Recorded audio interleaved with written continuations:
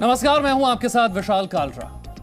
बंगाल में चुनाव के बाद हिंसा का दौर थमने का नाम नहीं ले रहा। एक तरफ जहां बंगाल की धरती पर राजनीतिक रक्तपात हो रहा है, दूसरी ओर इसे लेकर बीजेपी और टीएमसी के बीच एक दूसरे पर आरोप प्रत्यारोप चल रहे हैं। लेकिन हम आपको दिखाने जा रहे हैं बंगाल हिंसा का ऐसा लाइव सबूत जिसे कोई खारिज नहीं कर सकता। 2 मई के दिन बंगाल में चुनाव के नतीजे आए और उसी शाम उत्तर 24 परगना में क्या हुआ, आइए देखते हैं जी न्यूज संवाददाता पूजा मेहता की ये ग्राउंड रिपोर्ट। बंगाल में चुनाव के बाद किस तरह राजनीति का रक्त चरित्र सामने आया, उसकी गवाह है ये तस्वीर। बंगाल में टीएमसी की जीत के बाद कैसे विपक्ष दल के कार्यकर्ताओं पर खुलेआम हमले हुए, उसका सबूत है ये वीडियो। ये सीसीटीवी फुटेज इस बात का प्रमाण है कि कैसे बंगाल में चुनाव के बाद हिंसा का खेला हुआ। 2 मई को बंगाल में ममता बनर्जी की पार्टी की सत्ता में वापसी के बाद जो रक्तपात हुआ, पहली बार उसकी ग्राउंड रिपोर्ट आप जी न्यूज पर देख रहे हैं। जी न्यूज संवाददाता पूजा मेहता उत्तर 24 परगना के जगतदल इलाके में पहुंची, जहां 2 मई की रात करीब 7:30 बजे बीजेपी के स्थानीय नेता कमल मंडल के घर पर हमला किया गया था और उनकी मां की हत्या कर दी थी। आरोप टीएमसी के कार्यकर्ताओं पर है। लाठी डंडों से लैस भीड़ ने कमल मंडल के घर को घेर लिया। ये सीसीटीवी फुटेज उसी वक्त का है जब कमल मंडल के घर पर भीड़ ने हमला बोला था। 2 मई को जब पश्चिम बंगाल के विधानसभा चुनाव के नतीजे निकलने लगे और शाम तक ये साफ हो गया था कि तृणमूल कांग्रेस इस सरकार बना रही है और जीत उन्हीं की हुई है।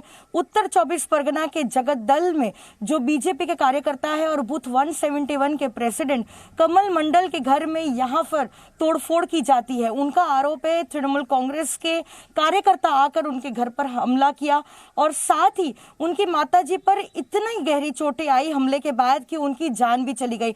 हम आपको तस्वीरों के माध्यम से दिखाते हैं। हमारे साथ फिलहाल कमल मंडल भी है और ये उनका घर है। हम आपको दिखाते हैं उनके घर के बाहर जो है एक बोर्ड भी लगा हुआ है और बांग्ला भाषा में लिखा हुआ है बूथ सभापति और यहाँ पे लिखा हुआ है booth number 171 Bharatiya Janata party कमल मंडल विधानसभा 106 जगतदल। ये 106 नंबर असेंबली कॉन्स्टिट्यूएंसी का जो है बूथ है। और साथ ही हम आपको दिखाते हैं जैसा कि वो बता रहे थे, तृणमूल कांग्रेस के कार्यकर्ता जो है शाम को इस घर पर पहुंचते हैं, कमल मंडल के घर पहुंचते हैं और देखिए कितने बड़े जो है लाठियां और साथ में बांस लेकर आए, इन्हीं से जो है हमला किया गया। और देखिए इतने बड़े पत्थर से जो है यहाँ पर हमला किया जाता है उनके घर वालों पर। और साथ ही आपको तस्वीरों के माध्यम से दिखाते हैं सीसीटीवी कैमरे से इस घर को जो घेरा गया है वो सारे सीसीटीवी कैमरे जो है वो नष्ट कर दिए गए हैं। कमल मंडल ने आरोप लगाया कि टीएमसी के कार्यकर्ताओं ने किस तरह 2 मई को चुनाव के नतीजे आने के बाद उनके घर पर हमला किया था। कमल मंडल के मुताबिक टीएमसी के कार्यकर्ताओं ने उनके साथ और उनकी पत्नी के साथ मारपीट की। जब कमल का भाई बचाने आया तो उसके साथ भी मारपीट की गई। ठीक 7:30 बजे कुछ लोग आगे बड़का ईटा हमारा दरवाजा पे मार रहा है। तो हमारे बीवी बोल रहे हैं, मतलब हमारा वाइफ बोल रहा है तो कौन है, फिर और मार रहा है। और हमारा सीसी कैमरा लगा हुआ है चारिदिक में, मोबाइल में भी सेट करा हुआ है, देख रहे ईटा लेके मार रहा है। जो वो जो दरवाजा है वो फोड़ के निकल गया ईटा। तब हमारा बीवी बोला तुम लोग ऐसे कैसे झंझट कर रहे हैं, तो ऐसे बांस लेके ऐसे मार रहा था। बीवी का माथा फूट गया। यहाँ तक कि कमल की 80 साल की बुजुर्ग माँ जब अपने बेटे को बचाने गई तो गुंडों ने उनके साथ भी मारपीट की, जिससे वो बुरी तरह से जख्मी हो गई और उसके बाद उनकी मौत हो गई। उस टाइम हमारा माँ यहाँ पर आया है, माँ को बात से मारा है। माँ स्पॉट वहाँ पर पड़ गया। माँ को डॉक्टर के पास ले गया, गोलघर हॉस्पिटल है, वहाँ पर लेके सिलाई उलाई किया है। फिर वहाँ से ट्रांसफ़र किया है, ट्रांसफ़र कल्याणी में किया है, वह जगह हम लोग भर्ती कर दिया। उसके बाद सुबह हमारा भांजा और मेरा बहन को भेजा हॉस्पिटल में। हम लोग बहुत क्लांत था, तो जाके देखते हमारा माँ नर नहीं रहे, मतलब गुजर गया। राजनीतिक हिंसा की यह पूरी तस्वीर सीसीटीवी में रिकॉर्ड हो गई। हालांकि हमलावरों ने सीसीटीवी को तोड़कर सबूत मिटाने की कोशिश भी की। एक जो है ग्रुप यहाँ पर तृणमूल कांग्रेस का कार्यकर्ता उनके घर के बाहर देखिए किस तरीके से तोड़ फोड़ उन्होंने मचाई है। हम आपको प्लग पॉइंट्स दिखा रहे हैं, वो भी एक सीसीटीवी कैमरा है। इनका आरोप है कि घर के लगभग 7 से 8 सीसीटीवी कैमरे को कुछ इसी तरीके से तोड़ दिया गया ताकि कोई एविडेंस नहीं रहे, ताकि लोगों को ये पता ना चल सके और पुलिस जो है इन्वेस्टिगेशन नहीं कर पाए। आरोप है कि कमल मंडल की दुकान पर भी टीएमसी के कार्यकर्ताओं ने तोड़फोड़ की। शटर देखिए, ये उनके घर के बाहर की दुकान है, उन्हीं की दुकान है। शटर में भी किस तरीके से डेंट पड़े हैं और साथ ही हम आपको और तस्वीरें दिखाते हैं। यहाँ पर कुछ मार्बल आपको दिखेंगे। जो उनका जो इनकम का सोर्स है, इसका बिजनेस करते हैं वो लोग, उसे भी जो है किस तरीके से तोड़ा गया है।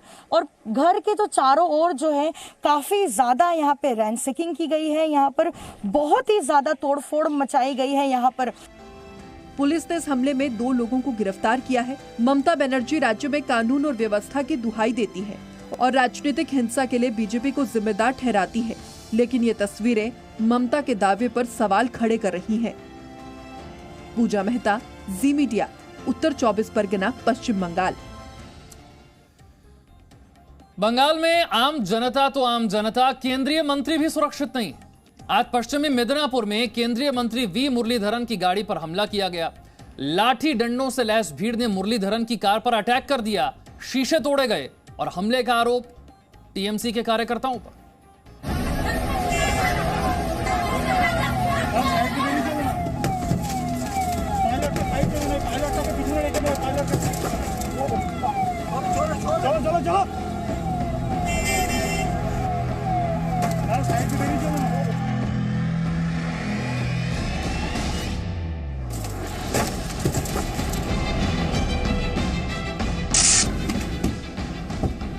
पश्चिम बंगाल में राजनीति का हिंसक अध्याय खत्म होने का नाम नहीं ले रहा। हालात ये हैं कि ममता बनर्जी के बंगाल में केंद्रीय मंत्री भी सुरक्षित नहीं है। ये तस्वीरें उसकी गवाही दे रही हैं। पश्चिमी मिदनापुर में केंद्रीय मंत्री वी मुरलीधरन की गाड़ी पर हमला किया गया। घटना पश्चिमी मिदनापुर के पंचकुड़ी की है। विदेश राज्य मंत्री वी मुरलीधरन के काफिले पर भीड़ ने अटैक कर दिया। लाठी डंडों से लैस भीड़ ने मुरलीधरन की गाड़ी के शीशे तोड़ दिए। जिस गाड़ी पर हमला हुआ उसमें मुरलीधरन बैठे थे। गनीमत ये रही कि उन्हें चोट नहीं आई। एक केंद्रीय मंत्री की गाड़ी के अंदर पड़ा हुआ लकड़ी का ये टुकड़ा बता रहा है कि हमलावरों के हाथ में जो कुछ भी आया उन्होंने उसका इस्तेमाल किया। खुद केंद्रीय मंत्री वी मुरलीधरन ने ट्वीट कर हमले का वीडियो जारी किया और आरोप लगाया कि तृणमूल कांग्रेस के गुंडों ने उनके काफिले को निशाना बनाया। उनके कर्मचारियों पर भी हमला किया गया। हमले की वजह से उन्हें अपना दौरा बीच में छोड़ना पड़ा।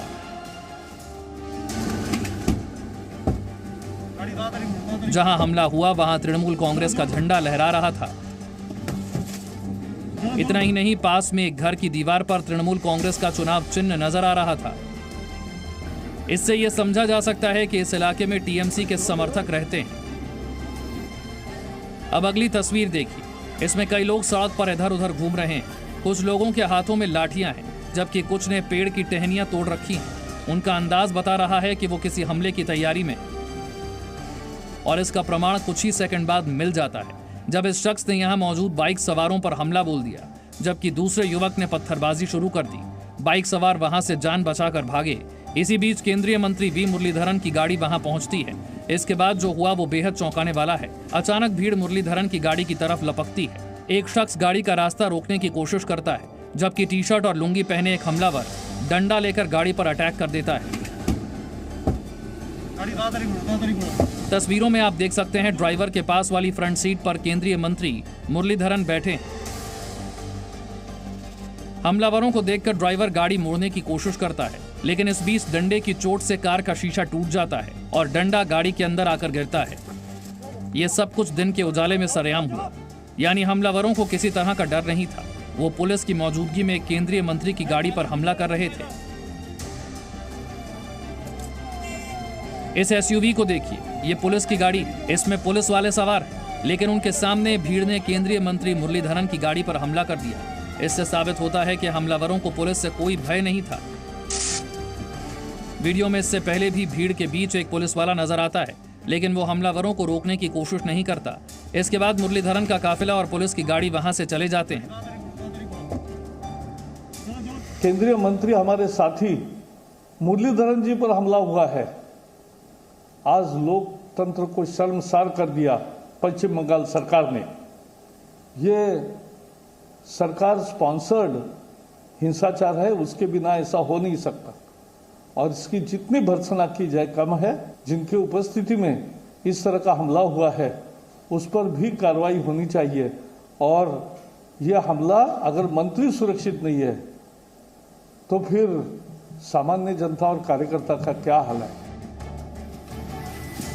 सवाल है, बंगाल में यह हो क्या रहा है जिस राज्य में केंद्रीय मंत्री की गाड़ी पर भीड़ हमला कर देती है और पुलिस देखती रह जाती है। वहां राजनीतिक कार्यकर्ताओं और आम जनता कितनी सुरक्षित है, ये आप खुद समझ सकते हैं। ब्यूरो रिपोर्ट, जी मीडिया।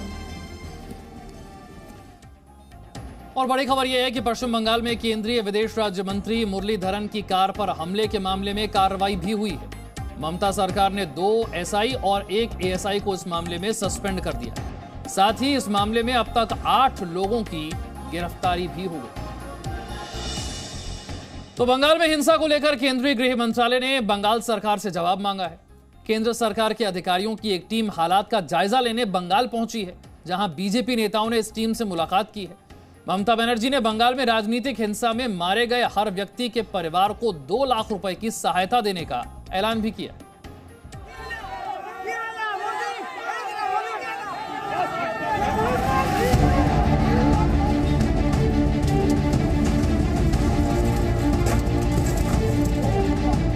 देश कोरोना से जंग लड़ रहा है, लेकिन बंगाल में सियासत की लड़ाई चल रही है। बंगाल में ममता सरकार के तीसरी बार सत्ता में वापसी के बाद केंद्र सरकार के साथ तनातनी और बढ़ गई है। 2 मई को नतीजे आने के बाद राज्य में राजनीतिक हिंसा में 15 से ज्यादा लोग मारे जा चुके हैं। खुद मुख्यमंत्री ममता बनर्जी कहती हैं कि 16 लोग राजनीतिक रक्त चरित्र का शिकार हो चुके हैं, लेकिन इसके लिए ममता ने बीजेपी को जिम्मेदार ठहराया। 3 তারিখ পর্যন্ত আমি তো আপনাদের বলে দিলাম 16 জন খুন হয়েছে, 16 জন নানা রকম লোকাল প্রবলেম সব মিলিয়ে, তার মধ্যে হাফ আছে। তৃণমূলেরও অর্ধেক মারা গেছে, বিজেপিরও মারা গেছে, সংযুক্ত মোর্চার একজন মারা গেছে।